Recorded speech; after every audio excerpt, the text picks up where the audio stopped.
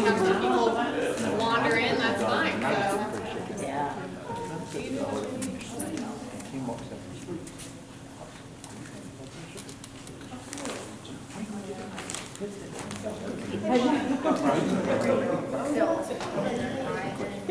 We're gonna get started and we might have some other people wander in, but we're rolling, so. Hello, I know most of your faces, but welcome, thanks for coming. I'm Ren. I work in the office here in Raleigh, so I'm happy you guys are here. I'm just gonna quickly introduce Patrick and Linda to you guys and then let them tell their stories to you.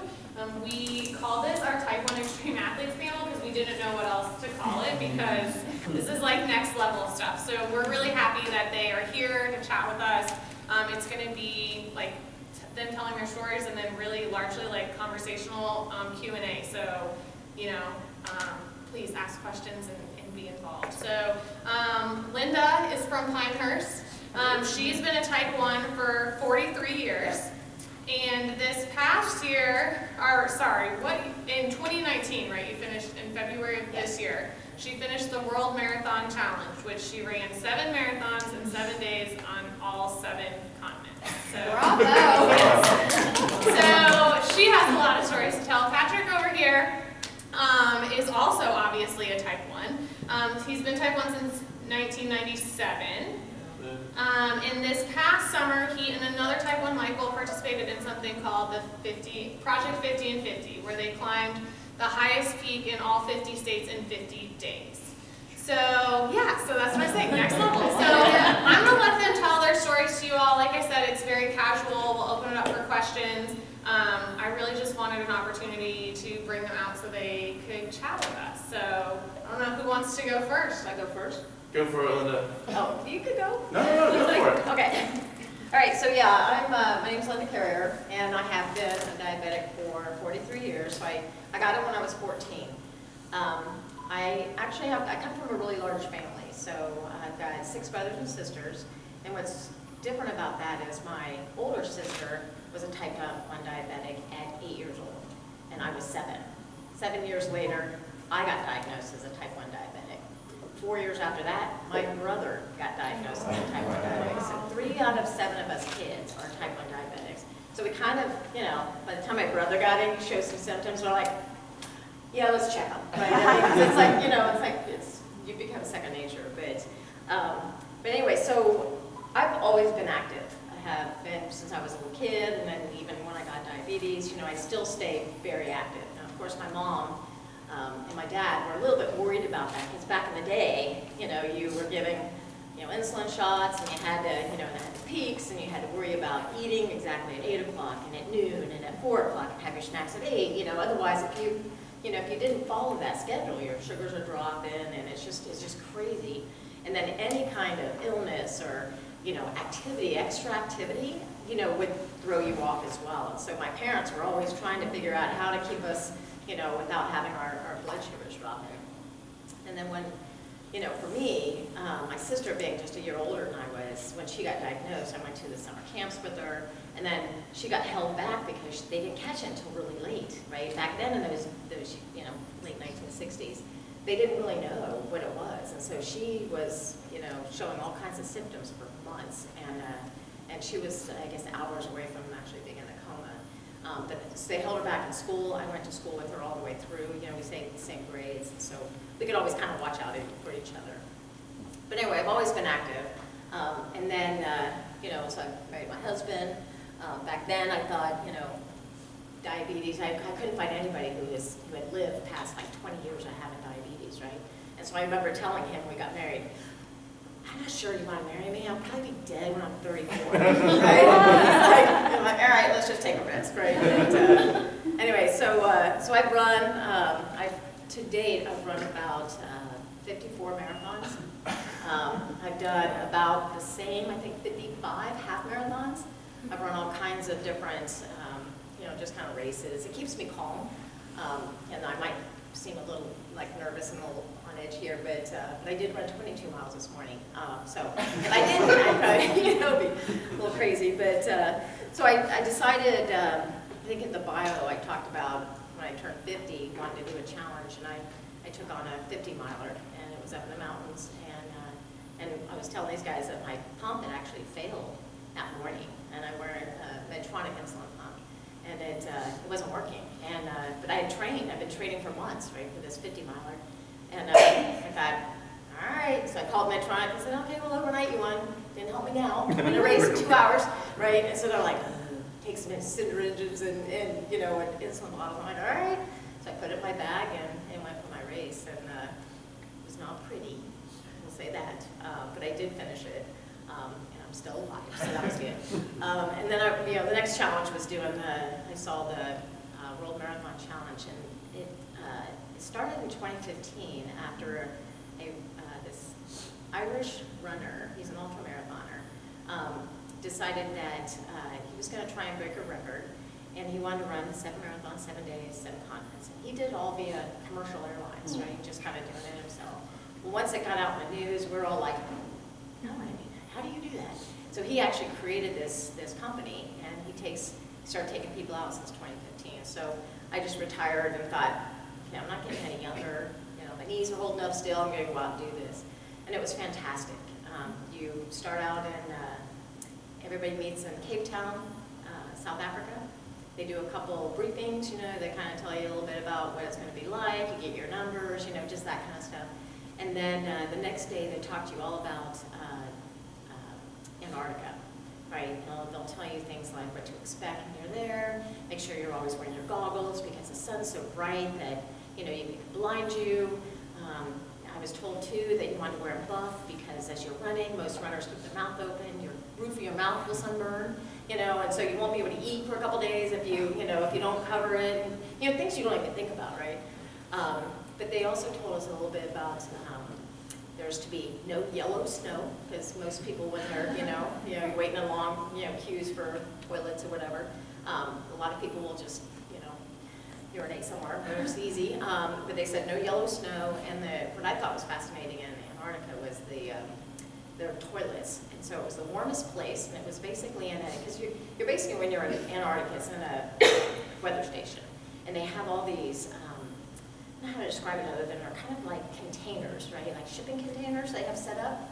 And the only people there are these Russian weather people. And then us, right? And so they basically said, okay, we're going to put you in this container for the women, and this container, and they have them all labeled A, B, C, D, and then men over here, so you can change into your clothes. And then there's a zebra that's called it's called a zebra because it's actually painted like a zebra, but it's the toilet, and it's basically warm. It's kind of like a, like you go into a porta potty, but it kind of has a flushing, like a little flusher thing. And they basically put like a little. I thought it was like a garbage bag in the bowl, and then you go to the bathroom, and then you flush it, and it seals it up and drops it down, and then a new one comes out. I was like, well, that's fascinating. But, I don't want to be the person, but I was like, ooh, try that again. It's not really empty one, right? But it was fun, and then and basically in every race, you just basically do laps because there's 40 of us doing it. But the support is very small, so they don't want someone out 13 miles out and needing help, right? They have to go get them. So you basically run these like, everyone's different, but it could be a 5-miler or a 6-miler or a 3-miler, but you just do all these loops, and so you see the same people all the time. And they would count the loops. But so we started out in Antarctica, then, and that was, I think when I landed there, it was probably, say 14 degrees, something like that. By the time we left, because you have to wait till the last person. It was about 30 below. It was really cool. And then we fly out back to Cape Town. So you're running in Cape Town. It was 95, I think, when we started. So, it was like a 100-degree difference in temperature and very sunny. And so we did that, and then basically all you're doing is flying. You get out, you get a little bus to the start line, you run, you get back on the bus, they take you back to the airplane, you fly to the next one, you get off, take a little bus to the start line and run, right? You eat and you sleep on the plane. And so it was fascinating. But so we're in Cape Town, then you go to Perth, Australia, that was also run at night. Then we went to Dubai, that was run at night. Then we went to Madrid, which was my favorite of all the races because it was run on a Formula One track. right? So it was closed, you know, and it was dark and it was hilly. But it was fascinating because you're on a formula track, right? So you know, you're going up the hill and then you're coming down like a car, right? So I was like, like and then it's like you come into the little pit stop, you know, to, you know, if you want drinks or whatever, and then you go back up over and then up the hill, and it was just fascinating. I love that one. And then we went to Santiago, Chile, and that was also run at night, and that was a little. The terrain there was a little bit different. So you had you'd start out like on this like rockery stuff, because it was in this park that had like rides and stuff like that, but you're running around this park, the outside of it. So like the walkways to the front of it would be like rockery and stone or whatever, but the outside of that, you're dropping down into dirt, and then you go up over wooden bridges, and then you go back in the dirt, and then you come back up over like a wooden, you know, a rock path. But you're doing this in the dark, and so you have like a little headlight. And that's the only one I almost took a serious face plant on. And so I was coming down and I was looking to try and see. I see this man sitting in his chair. He was stopping people from coming into the park. And I was looking over at him, and I wasn't watching what I was doing. I'm in this dirt, and then there was a rise about this far with the rockery. My foot hit that thing, and I went flying, right? So I'm doing this cartwheel thing, like running, and this man sat in the chair and just looked at me. And I was like, oh. I stopped, and I'm like, oh, don't mind me, let me go pick up my handkerchief over here, right? And I go back. He didn't even offer to help or anything, but you had to really note, you know, as you run these laps, you know, kind of what you were into, because you didn't want to get hurt. And then we finished up in Miami, which he showed up, and my sister showed up with a badass sign. But it was fantastic, right? So, you know, during it, what was nice, and I use a Medtronic pump, and I also have a continuous glucose monitor, and so it's a closed system that kind of feeds each other, and I didn't have any troubles at all with my blood sugars running low, with, you know, and you would think you would, you know, with that, but the only problem I had was I was hungry, you know, just starving by Madrid or Santiago, so I could have eaten my arm, you know, and because they just weren't feeding us enough with the calories we're burning, but it was really just a fantastic trip, and I brought some of the medals that, because every time you finish, you get a medal, right? So I've got these, and it'll tell you which one is for each continent, and then when you finish each one, then you get this really big one, and then you also get one that's that says that you finish on 7 continents, but you get this really big one, right? Not that I walk around with these around my neck or anything, but you know, it's good. You know, when you think about, I don't know how many people have one that says that they were in Antarctica, right? But it was a fantastic time, and it was just, I loved it. You know, I want to do it again. So it's good. I don't know what else to tell you. Well, it's perfect. But any questions about? Yes, ma'am. Did you get jet lag by any chance during this? I didn't so much until the last race. So when we were in Miami, and I was probably about halfway, and he was standing, you know, when you do these loops, and I was like, I remember telling him, man, all of a sudden I'm so tired, right? But I wasn't. But I don't typically sleep much anyway, so I didn't think I'd have a problem. But I will say that there were quite a few people that struggled at probably the Madrid race with tired and hungry, and you know, and all of these extreme races. And I don't know if you see it too, but you know, you get you kind of hit a wall. You hear a lot with the marathons, right? People hit a wall, and it's basically you're tired, and your brain's telling you, okay, I'm done. You know, you need to stop. And people like me, right, ignore it, just keep on going. But there were a couple people that really struggled in Madrid with just being so tired and hungry, and I know at least 2 of the ladies, they were like, I'm done, you know, and the race director comes out with his little bike right next to him.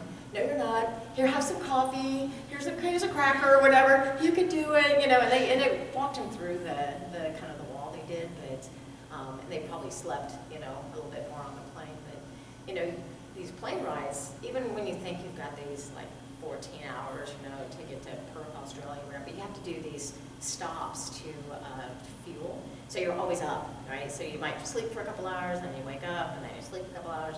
But that's the only place that you're eating and sleeping, right? And what else you do on a plane? So but I didn't have any problems with it until Miami, and then I probably slept afterwards about 5 or 6 hours. Yeah, and then played golf. It was fun. Yes, sir. So this happened in February, right? Yep. Okay. So how many miles in 2018 did you run in preparation for that? I was probably training for about 6 months, and there were a few months where I was running about 120 miles a week. So I never added it all up, but you have to learn how to run on tired legs, right? And that's, so I would run like 24 miles, and then like in the morning, and then a couple hours later, I'd go and run 10 more, right? And then the next morning, you'd run like just 20 miles. And that seemed, when you were doing that kind of thing, you're like, oh, I might have to 20 miler today, because you just get really tired, right, after. But it's just making sure your legs are, can run that much. Yeah. 120 miles is long. And I actually retired when I found out I could get into this, because I didn't think I could do the training that I need to do and actually, Have a job. Yeah. It was kind of a job, right? Yeah. And it's like. Running was her job. Right. It was, yeah. It pretty much was, right? Well, it's amazing. Yeah, because you had to do, massages and, yeah. You said Antarctica, you were indoors or outdoors? Outdoors. Oh, yeah. So they land the plane on the ice, right? So it's a small, they used to do it with a Russian cargo ship. And so you sit on cargo. Well, now they actually have like a regular plane that lands there. Thank you. I know. So I was like, yes. But I got to sit up and talk to the pilots up there. But it's just a small little plane that lands. And when it lands, right, you're kind of in this, and they groom just a lap around the plane, and then you run like, I don't know, 6 laps or however many it was around the plane. There was one lady that was running the marathon, and she got hurt because the terrain, although they groomed it, you still had sections of it that you had snow, right? So and it's, you're coming through, because it's not like snow that lands here and it's all fluffy, it's hard, rocky snow, clumps of snow, right? Or ice, I guess. And so you're trying to take, and then there's some of it, it's like slick, right? So you're like, whoa, and then you're like trying to run, and then you go through this thick stuff, and she was coming around, and she hit that thicker stuff, and she pulled her hip and fell to the ground and tore her, the time the doctor thought that, because there's a doctor that flies with you, that she ripped her tendon from her hip to her knee. Because it instantly was like this bloody bruise thing, and she couldn't hardly walk, right? And so after that, she walked, kind of walked around the half marathons, because you could do the halves there. And so, she was just devastated, but you're running outside, in the cold. So you land, the plane lands, you Yep. hop out, you start running around the plane. Yep. And then you hop back on the plane. Hop back on the And then plane. you're supposed to sleep. Right. That is There's only wild. 5.5 hours from Antarctica to Cape Town, so it's only 5.5 hours. You get back off the plane, they get you on a bus, and then you go to the start line, and they're like, okay, bam, go, and you're like, okay, but it was like, oh, I don't have that. In Antarctica, what was difficult is that you had so much gear, right, and it was warmer, so then I'm like stripping off the first lap, right, because I'm like, oh my God, so I took my coat off, took other things off, right, still pepper my mouth because I wanted to make sure I could eat. But I took my second layer of gloves off, and then all of a sudden the wind starts picking up, and temperatures dropping, and it was like, so you go back around, and you're like, ooh, jacket back on, hat back on, you know what I mean? It was like, and then you had these goggles that you had to wear, and I was wearing glasses, and the goggles over top of it, and it was fogging up, and I'm like, oh my God, all this stuff, right, that you don't see here, right? I don't run in that stuff here, so that was a little bit difficult. But Cape Town, I get to Cape Town, I'm like, oh, normal, shorts and shirt, and, out there, but then it was like 95 degrees. So you ran in your normal tennis shoes and yeah, so I ran in trail shoes in Antarctica, and then I ran in normal shoes, running shoes there. what was different about Cape Town that wasn't in any marathon I've ever done are these things called, they call them bite bags. And so when I was running, I can't remember how many laps we did, like 6 laps or something. And they had these 2 tables that had little, like Dixie cups of water, right? And so you're thinking, oh, it's 95 degrees and, you know, dying, right? So I think these old Dixie, oh, okay, that's good. You know, keep running, then you run and run and run and run a couple more miles and you find a Dixie cup. But between there, they had these other tables that had these little blue bags that were sealed and cold. And so these little African kids, like, hand them to me, right? And so I'm like, oh, not sure what to do with these. Stuck on my sports bra, put it under my hat, and I thought, oh, this is cool. You know, so I run to the next one, and they have more of these little bags, right? So I'm like, okay, so do I give you back these sweaty ones? And give me 2. And these kids would look at me like, I put the other ones in and give me 2 new ones, right? And I'm like, oh, okay. Like that, right? So then I finally get like 2 loops or something around out of 5 or whatever it was, and I'm cramping up, right? My hands are cramping, my legs are cramping, and I'm thinking, gosh, I should be drinking more water. And so I see one of the girls, and I was like, gosh, I wish I had more water. And she goes, they do? And I'm like, no, just those 2 little Dixie cups of water. She goes, no, those bags. I'm like, what, this? Like, she's like, what are you doing? She goes, you're supposed to bite them and drink them. I'm like, what? And so I had no idea. So I run up to the next one where this kid's like handing me 2 ones. Now I give him sweaty ones back. I give my sweaty ones back, and he gives me 2 other ones, and I go, he goes, then he bites one and makes me wet, right? And I was like, I'm like, so I had no idea. And then I found out later that like half of the people that were doing it, we had no idea you're supposed to drink those, right? And I'm like, what? Who knew, right? But all the other ones were like normal, you know, marathons with normal drinks that you didn't have to buy out of the bag out. But yeah, it was fun. Is there any way that they, like, can anyone sign up to do this, or do they like weed people out, or you have to have completed a certain number of marathon, or you know? They do have they have an application. I can't remember the questions that they ask. They want you to have run. I mean, everybody that I've seen do it are either ultra marathoners. Almost everybody is an ultra marathoner, and then some have won medals. I mean, there's some professional racers that do it as well. And then there was a lady that had run as well, but she also climbs mountains, right? So she's, you know, she's doing Everest and other, you know. So there are like these extreme. I don't think he'd take like, well, I've only run a 5K. You know, he might go, yeah, you know. But he does ask questions about, you know, your fitness level, but they also require that you see a doctor before you do anything, right? Because he's more worried about having 100% success rate and no one dying on him, you know, than, you know. But they do have a doctor that travels with you, and if you show any signs of injury or illness or anything that could actually like permanently damage you, they'll pull you off, right? But it's really expensive also to do this race, because you're in a chartered plane, right? They're doing all the food, the flights, so it's pretty expensive. That's why it's kind of a once in a lifetime thing, and it took me quite a few years before I just follow them every year on Twitter and Facebook. I'm like, oh, geez, look what they're doing. Oh God, now they're in, you know, because every couple of years he changed the, you know, where they're running, but you know, so it's kind of good. What was the age range? Youngest? The youngest this year was a 19-year-old who was doing a half marathons, up to 76, wow. I think, was the oldest. And you've got everybody that, one of the girls that did the half marathon is in her 60s. She just had 2 brand new knees put in, right? But she's run or walked marathons like, you know, twice, like all 50 states twice, right? So she's been on all 7 continents, right? But she just had 2 brand new knees, and so she's walking with her new knees, and she did great, you know. And last year, I think there was a guy who had Parkinson's.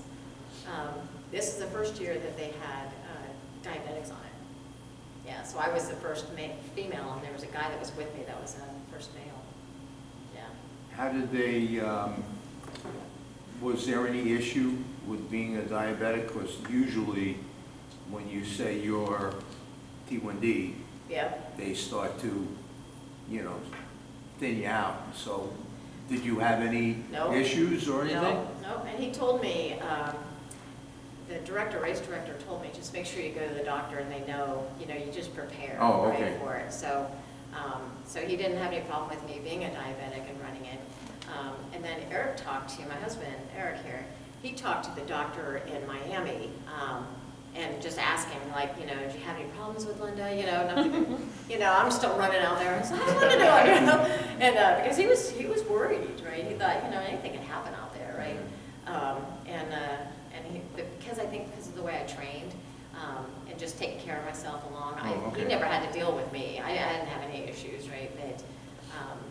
But yeah, I think they, it's a risky sport, and so, but they didn't weed me out. That was good. Well, I know. that's cool. That's I good. know. Because in the old days, I never told anybody I was a diabetic, right? Because they would, they always treated you differently, What if they sit you over I here? never let that bother me at all after 51 years. I told him, if you don't like I'm diabetic, it's too bad. Right, exactly. It's just too bad. Yeah. I remember dating my first boyfriend, and his mom saying, you don't want a, Yeah. a defective woman, Yeah. girl. I was like, oh, it's my pancreas that's defective. I'm not. Yeah, but I ran 7 continents. Yeah, exactly. Now I'd like to go back to her and go, hey, lady, I want to show you. Yeah, I get it. Did you carry stuff for Lowe's, like on you? Or Yes. you did? Yeah, and I always do. I never needed it, but in all my races, and a lot of times he'll meet me, right? In any of my marathons I've done, he'll meet me usually at designated spots in case I needed something. But I always carry something with me because you just never know. What's right? your go-to? Yeah. What's that? What's your go-to Lowe's snack or treat? Or Sometimes it's, well, if I'm running, I'll usually have like a goo, Mm. right? Or I'll do Skittles.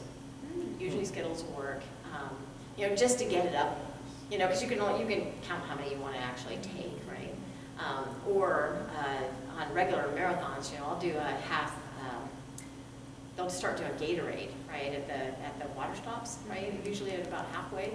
And so, and that's usually when you start to kind of maybe have a little bit of problems. So I'll mix a little bit of Gatorade with water, and then I don't have to, deal with it, so. And then this new, because I just switched to this in July last year, and,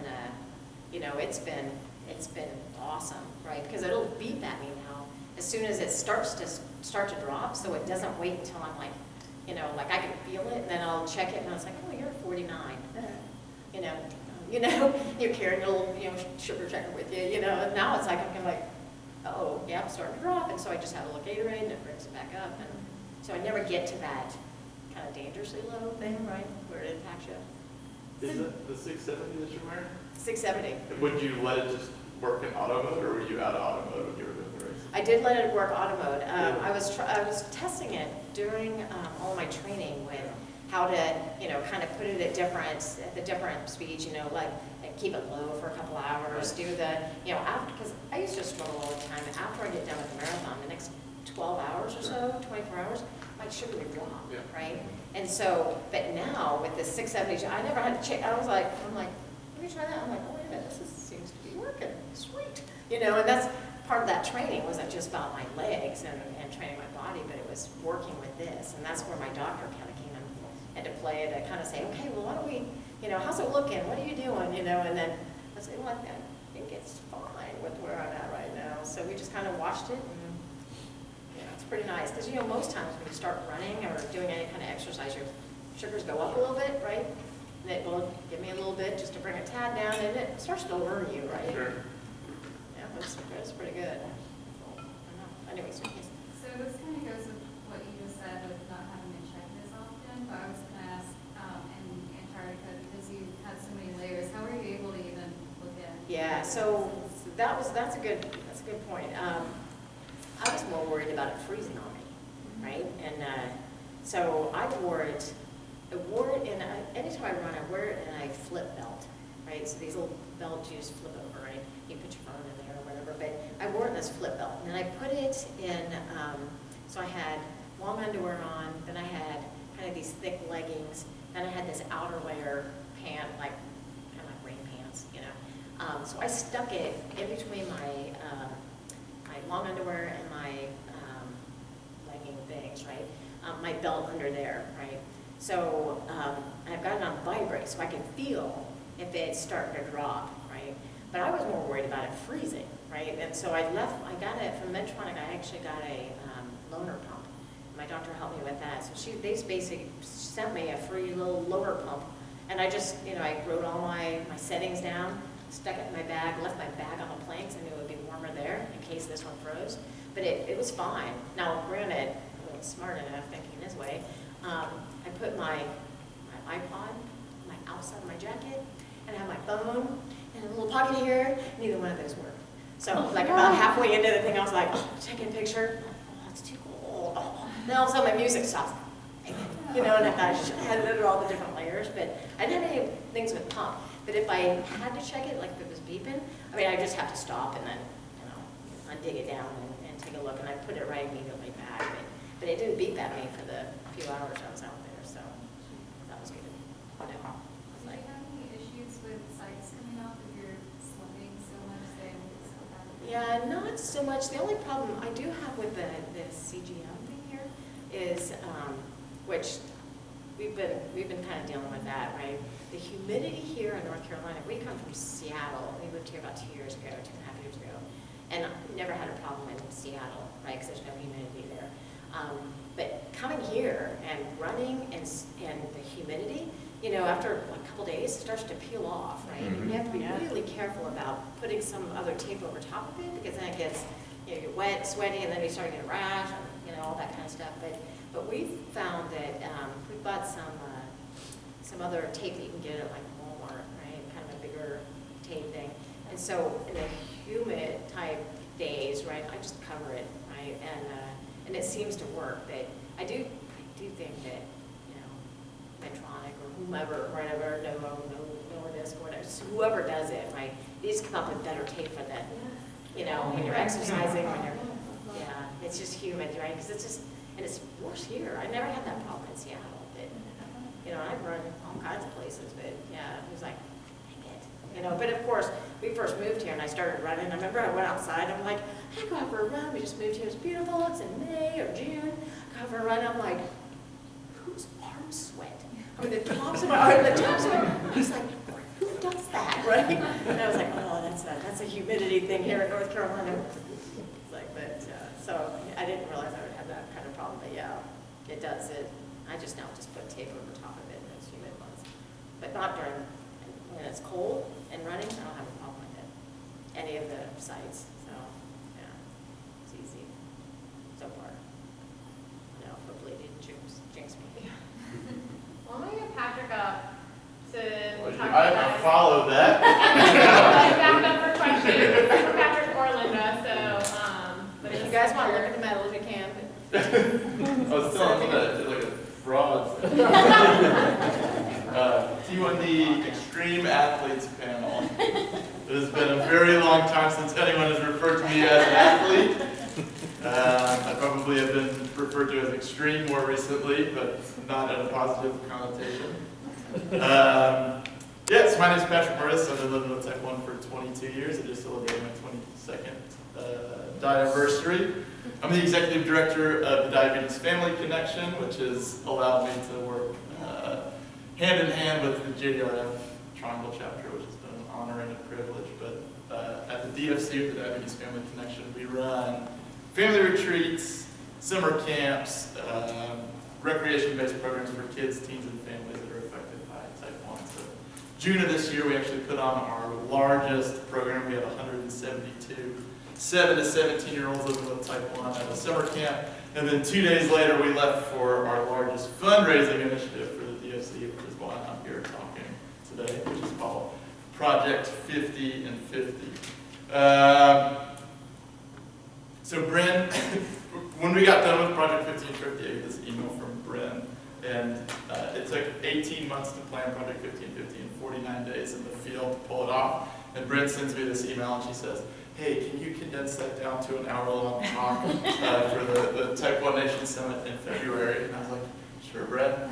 And then she follows up with an email and says, hey, can you condense it down to 15 minutes for this event that we're doing in November? So we'll keep this very short and sweet. If you want kind of the more long, kind of intimate details about the project, this will be the hook to come to the summit in January. But here's a quick sizzle reel for what Project 1550. Like everything on this mountain.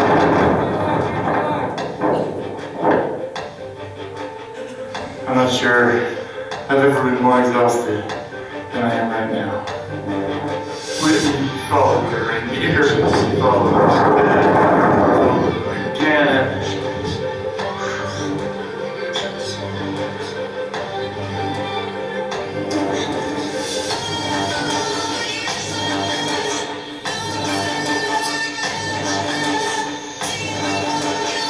Too many days! This is 42. 4 T1Ds. I'm top fly right now.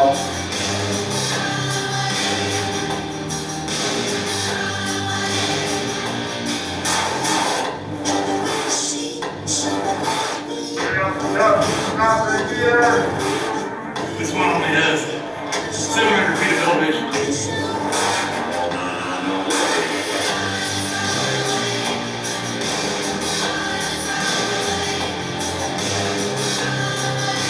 And this day, I don't even think it's fully day 49. It might be day 48.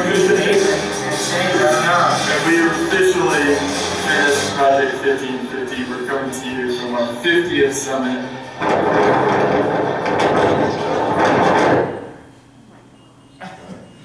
So Project 1550 was a project that myself and Michael Shelter, who's another guy who's living in Type 1 based in California, we came up with it in the summer of 2018. We're two normal guys. I would say what you're very average Type 1. I don't have like some sub 6.0 A1C. I've got a very attainable A1C. I'm not an extreme athlete, so sorry for the false advertising. We really wanted to transform the lens on what was thought possible for life with Type 1, and we wanted to find a challenge that would be impossible for someone that wasn't living with Type 1, and by doing it while living with Type 1, really kind of show the world that anything is possible with this condition, which we all do every day. So we came across something called the 50 High Points Challenge, and this was a challenge that was invented in the 1960s. So the very first person summited the highest natural point in every state.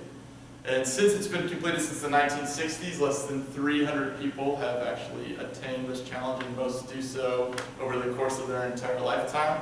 And Michael and I were stupid enough to think that we could do this within 50 days. And thus Project 50 and 50 was born. We started the expedition 2 days after running the summer camp. I picked up a cold from one of the kids at camp, and 2 days later we flew onto the glacier in Alaska on Denali. And our time clock started 9 days later once we had hit the summit of Denali. So it's at 20,310 feet. It's the highest summit in North America. So once we had hit the summit, we had 50 days to knock out the rest of them. So I've got kind of some photos, but we'll definitely kind of keep this open-ended. So if anyone's got questions as I pull stuff up.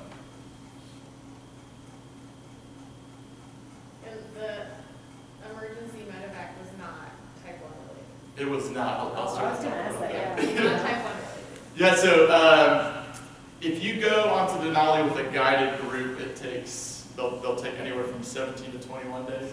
Michael and I did it in 9 days, but you do have to pack out enough food to be prepared for any kind of weather that you come across. So this is what 21 days of food on Denali looks like. That's our gear. So each one of us had about 125 pounds of gear each. Denali was hell on earth, I'm not going to lie. Because I had this cold, I should also preface this too. So I've got some wilderness medicine training, but I'm not a healthcare professional, so anything I say today, please take as a grain of salt. If you want to go and tackle Denali yourself, I encourage it, but make sure you check in with your own healthcare professional. So because I had this cold, we were ascending higher and higher, and my cold seemed to get worse. But what was actually happening is I was suffering from a condition called high altitude pulmonary edema, or it's also called as HAPE. And it's essentially a life-threatening condition that occurs at high elevations when the air spaces in your lungs actually start to fill with fluid.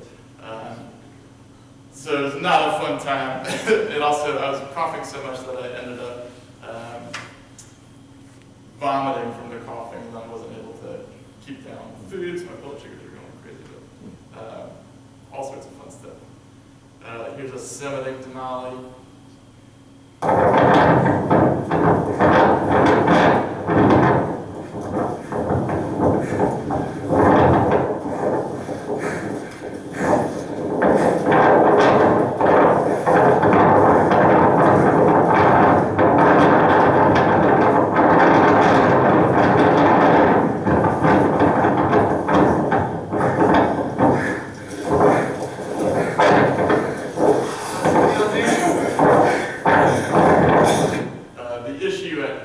With crying at 20,310 feet is the tears immediately freeze. You can imagine how crazy people thought when we booked a flight from Alaska to Hawaii and we're checking on 2 pairs of snow skis and 500 pounds. We went immediately from Hawaii to Mauna Kea in Alaska. One of the fun things that we did with the project is we invited people from the T1D community. If it was not a technical climb, we wanted people to come out with us. So we were joined by our first group from the T1D community in Mauna Kea. And I spent the shortest amount of time that I would ever like to in Hawaii. We were there for less than 24 hours before we got on a flight and flew to Illinois, where we picked up a sprinter van. And the sprinter van is actually parked outside, but that was kind of our mobile headquarters for knocking out the rest of the 48. And we were really trucking as soon as we picked up that sprinter van. So we kind of got into this rhythm where we were knocking out kind of the Midwest, the Southeast, and the Northeast. We were doing about 3 summits in a day. To be fair, some of the summits were pretty nominal compared to Denali. You can see this is Illinois. It's crazy. This is actually Florida, where we thought it'd be appropriate to put on all of our Denali gear. It's the lowest high point of them all. By the time we hit day 20, we had knocked out 35 high points, and we were on our way to some of our bigger climbs. We actually hit, well, actually, I'll talk about North Carolina before we think. Here's North Carolina, Mount Mitchell. It's the highest point east of the Mississippi. And we had a really fun turnout with a lot of crew. The crew there. Bumps. It was a lot of fun. But like I said, by the time we hit day 20, we had 35 high points under our belt, and we had reached Granite Peak in Montana, which is a pretty technical class 4 climb, where there's not a lot of really great information. So this is kind of closer to the trailhead. This is us on the trail there. There's something called beta, which is basically information on the mountain, and we had wrong beta on the mountain, so we did not have the appropriate gear. We actually thought we were going to be out there for 24 hours, and it took us 24 hours just to hit the base of Granite Peak. So this is us climbing up the summit at about 12 a.m.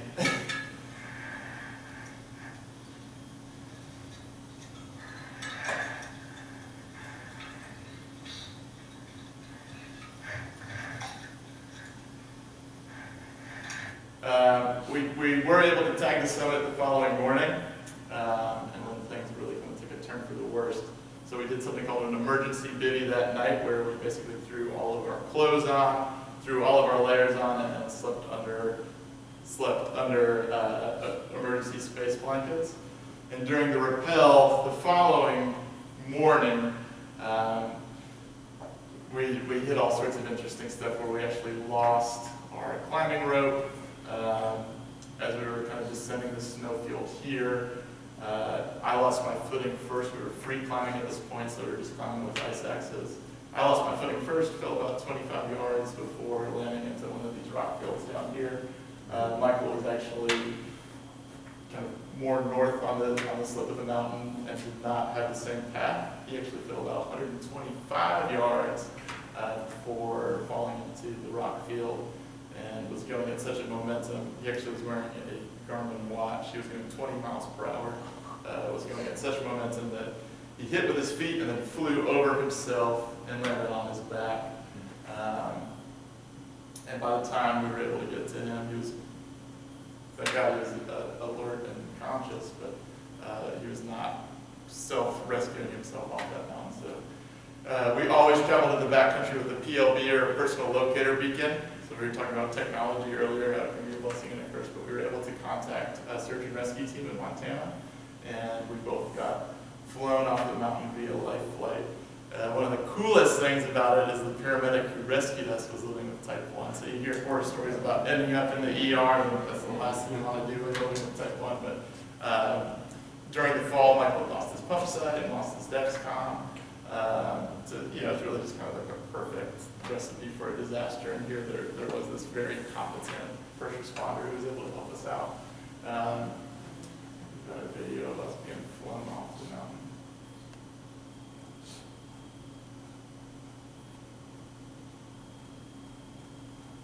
How much did that screw up your timing of your schedules? Yeah, so when Michael got picked up, there was,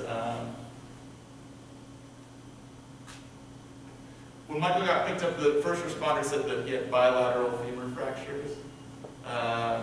When he made it to the hospital, when he made it to the hospital, he was told that he had bilateral femur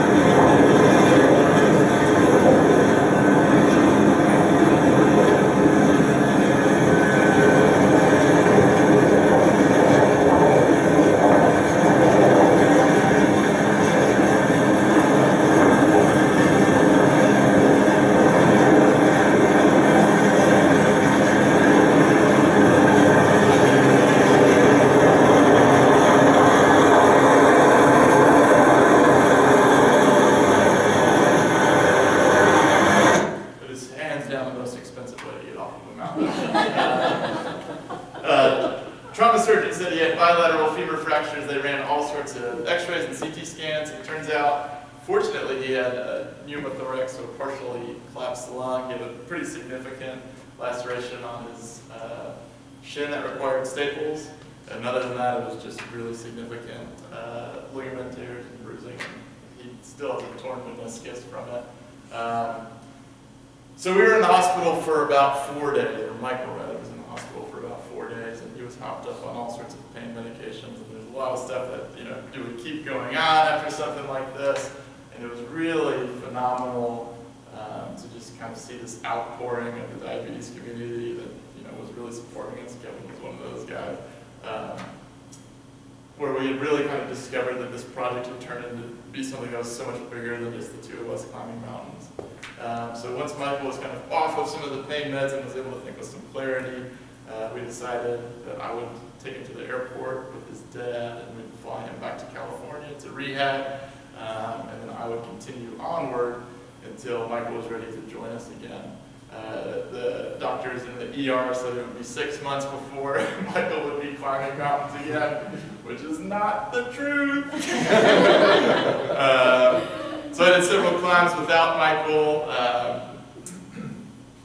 but Michael he was able to join us again in Colorado, and we were able to finish the entire expedition in 49 days, 1 hour, and 9 minutes, so we were able to pull it off. But yeah, certainly an eventful summer. So there's Michael there, back on the top of Colorado. All these guys are living with Tech 1. This is Mike here, who encouraged us all to take our shirts off. I'm not sure why. But yeah, it was a really phenomenal experience. It was really wonderful to kind of see what's available and kind of the spectrum of what's available in terms of resources for the Type 1 community across the country, and to hear and learn different people's stories. But yeah, I think there's something so unique about this shared empathy that people understand when you're going through life with this condition, that when you're speaking the same language, it's just this really powerful community that I feel very honored to be a part of. We always get asked what's next, and this is kind of the cycle of mountaineering. And what were you guys raising money for? Yeah, so the And thing. where can people donate? Yeah, so we were actually able to raise just about $28,000. With that money, we actually put a program on this past weekend for 11 families and 31 teens that are living with type 1. So all the money goes directly back to programs for folks who are living with type 1. The coolest thing is we were able to get sponsored, so the entire overhead of the expedition was taken care of by different pharmaceutical companies and different organizations that are in the type 1 space. So then that way, every dollar that we were able to fundraise, we were able to put right back into programs for kids and families that are affected by type 1. We're also putting on an adventure spring break, so we were just talking about the Linville Gorge, so we're taking in 10 teens out to the Linville Gorge this April. There was a group based out of Virginia who found us through the project. He said, we'll pay for everything. We don't want kids to pay for anything. Let's just get these teenagers outdoors. So we're super excited about that. And then we're putting together an all type 1 team. Linda, we might have to recruit you for this one. This is what we're going to be doing starting in about a year from the 14th.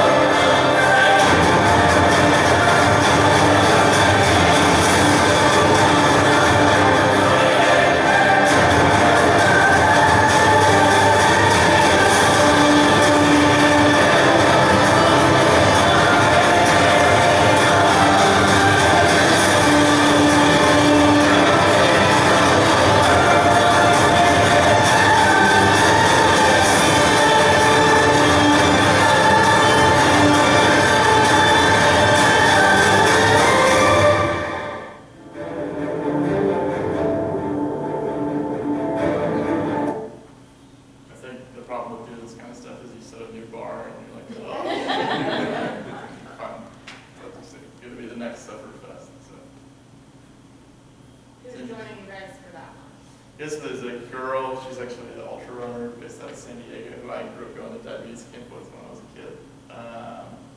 Her name is Laura Dunn, and then there's a guy named Stephen England. I don't know if you've heard of him. He just ran the Tour de France, which is a 200-mile race, but he's been living with type 1 for about 30 years. And he's a guy that we met through the expedition this summer, so yeah, it's really cool. Does anyone have any questions? Well, how did you train for this? Yeah. So there is a group called Mountain Tactical Institute, I think. It's they get all sorts of training plans online. I was pretty diligent and religious about this training plan for about 9 weeks until summer camp came into the picture, and then everything went to hell, and I stopped training and was stressed out all the time. But yeah, a lot of cardio, a lot of running. I think more than anything with something like this, though, is just getting your physical mindset in check. I think it was probably the best training for something like this, as I was previously a wilderness therapy instructor for at-risk teens, which really kind of shows you where your patience level is. So, yeah. Did you drive the van too? There were certain stretches, so we had 4 different support drivers that came out. My dad was one of them. After Michael's injury, my dad actually flew back out because we needed someone to drive the van. And we were in Utah when I woke up at 3 in the morning and he was just groaning. He was just in a ton of pain. And it ended up we were in the hospital within 48 hours of Michael just getting out of the hospital. And it was, he's totally fine, but he had to get a catheter replaced. And I thought, this is great, because I've got the ultimate support driver. We've never has to stop to use the bathroom. Unfortunately, it didn't pan out like that. So for the majority, I would say for about 75% of the time we had a support driver. There was one instance when I was driving from Oregon to Wyoming, and I saw a guy with a surfboard walking across the highway, and I slammed on the brakes, and my stand-in climbing partner at the time fell off of the couch that was in the back. I realized I was hallucinating, so we quickly pulled off. Stayed in a hotel. But yeah, it certainly would not have been possible without support drivers up on so long away. Do you have a website? Yeah, so it's project50and50.org.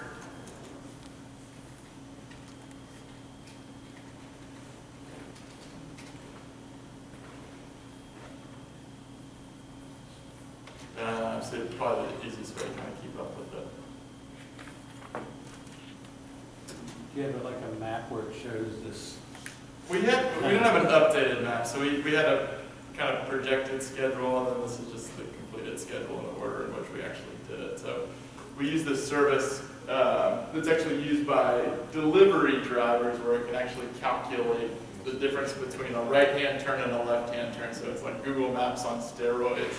And we were able to kind of plug in the coordinates for the trailheads, so it would optimize the route once we got to the lower 48. And then after Michael got injured, it was just kind of, well, we got to do whatever we can do. So some of the mountains are actually permitted, so you really can't change those up. So the route changed pretty significantly after Michael's injury. So it was really pretty crazy that we were still able to finish it within 50 days. What was your biggest aha moment as a diabetic for you and for Michael? Yeah, I think it's probably come after the fact, and you were actually talking about this a little bit yourself. And you know, we get the question a lot of like, how are you able to manage your diabetes through something like this? And it's funny because I think diabetes management was probably the thing that caused the least amount of logistical issues, and I think it's really a testament to the technology that we have available today. Do I think this could be completed, you know, even 10 years ago? Sure, but it would be much more challenging. So yeah, I think the biggest aha moment was just, you know, being so appreciative of when you're on the summit of Denali and you need to know what your blood sugar is, but I'm not having to take my glove off to, you know, check my blood sugar. I can just look at my phone or my receiver, and just to have trust in that technology was really cool. Do you have a closed loop system as well? I don't. So we spent quite a bit of time kind of researching what would be the best technology to use. I've worn a lot of the systems. We ended up settling with, I say settling, but we ended up going with the Dexcom G6, which communicates to the T-Slim, so the tandem pumps. And one of the things that we liked about that is it's got that basal IQ technology, which basically will shut off your basal rate if it predicts that you're going low. So it's somewhat similar to the 670 system. Yeah, so that works really well. Kind of the reason we liked it the most is we knew that when we went to sleep that we would just be so exhausted and probably would not wake up to alarms. So just knowing that there was a fail-safe kind of in place to cut off our basal rates to help with the nocturnal hypoglycemia. You said there were some pretty underwhelming peaks, like places Oh, you yeah. expect, like Illinois. Were there any that were like surprisingly beautiful? Yeah, I was definitely taken back by the Dakotas. It's just like something that was never on my radar. And then when we got there, I was like, holy cow, this is beautiful out here. Which we've got a social media page where each kind of state is broken. Actually, I think it's on here too.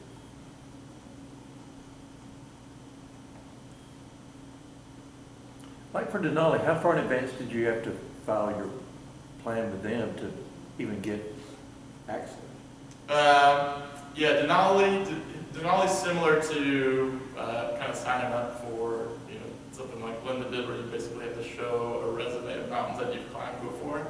I think we put our permits in the May prior. Oh no, I haven't been before that. But we did have to show like competency on the mountain, because it costs, you know, if you think you're remote, then Granite Peak and on Denali, you're on your own out there.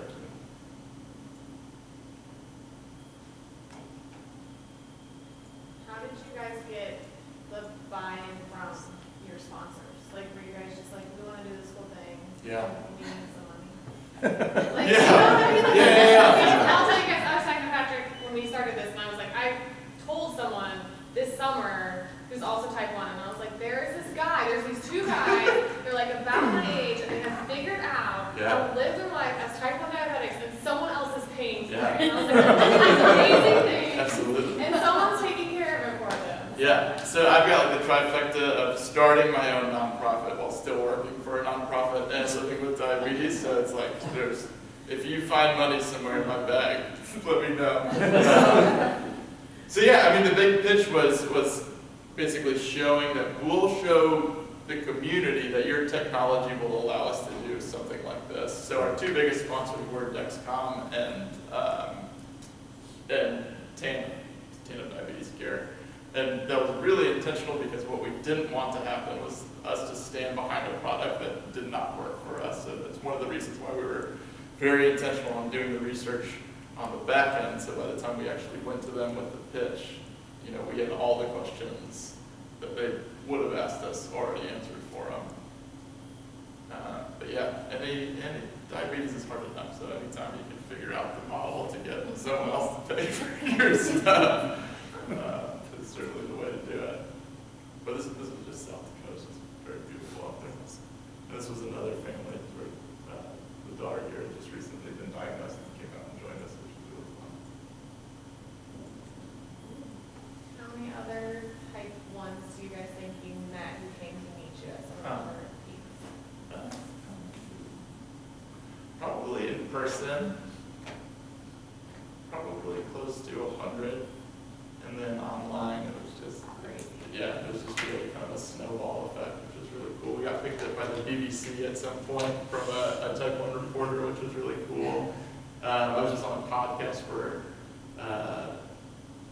kind of the JDRF equivalent in England, which like, I don't even know why their listeners don't care about the 50 high points, but yeah, no, I mean, it was really cool to just kind of see the momentum once it got started take off. How much time did you guys spend debating whether you should get a helicopter or not? It was much pretty, like, yeah, Mike was in bad shape. Yeah, I mean, it's really unfortunate, not to kind of bring things down, but after our injury, there was 2 more rescues and someone in the exact same spot 3 weeks later lost their life on it. So, yeah, if you spend any time in the backcountry, if there's one takeaway from anything I ever say, it's go in there with a PLB, and you can find them at REI. It's just a personal locator beacon, and it's worth every penny. When you need to use it, it's worth every penny. Do you have any issues with the altitude changes or the tech that you were wearing? Yeah. The temperatures and also the lower oxygen levels. Yeah. Yes. So altitude kind of affects, if you're living with type 1, it affects everyone differently. I previously used to work at a summer camp in the Sierra, and so we'd have kids come from kind of the Bay Area, which is pretty low in elevation, to the Sierra, the camp, which is about 8,000 feet in elevation, and we would see basically everything. Some kids would go super low, some kids would go super high, and it's really your body is releasing cortisol, which then has an immediate impact on your blood sugar. It can last until your body kind of adjusts. So on Denali specifically, while we were still adjusting to the altitude, it was, for the most part, I ran high the majority of that time. And you have to certainly be pretty delicate because you don't want to overcorrect and then just have to climb this mountain while you're hypoglycemic the entire time. In terms of technology, we were obviously using these devices outside of the FDA approval ratings for it. There was only one instance at 19,000 feet that the pump had an issue. It basically said that there was no units left in the reservoir when we had tons of insulin left in there. But as soon as we descended, it was fine.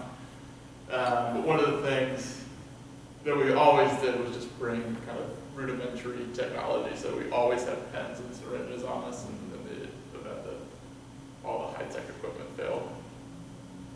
It's also really great when you backpack with another type 1 because they've got all the same gear that you've got.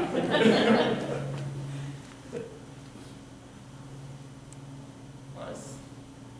Cool.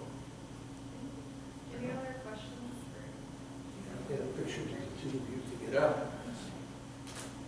And I'll tell you too, I wrote a blog that just talks through the 7 marathon, 7 challenge. It'll go everything from why I'm doing it to my training to the sites, and it's just called Linda's Running Adventures. So if you want to look that up, and then you have to scroll, just any blog, right? You have to look all the blogs, and you have to click on the title, blogs are horrible. And we'll post Linda's blog and the Project 5050 website tomorrow on our Facebook page and stuff, so if you guys are looking for those. Thank you. can get it out there, so. Yeah. Well, if you guys come back on February 1st, plug for Type 1 Nation Summit, we're excited to have them back again to speak, so be on the lookout for that. But thank you guys for coming out. Thank you, Elena and Patrick, for Yeah, coming thank you and all. sharing Thank you your all for stories. coming out. Yeah, we're just so grateful to have you guys out here, so Thank you for asking. thanks.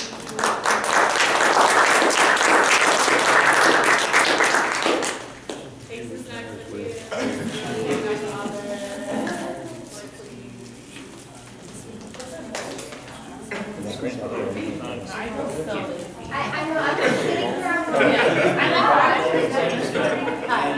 Nice to meet you. Wow. I have done absolutely nothing. So do you feel any better? So, Just got all that? Yes. Laura, I just saw the video and they did everyone in it, I mean, I think you helped, what was it facing? No, Jeff came back and made sure that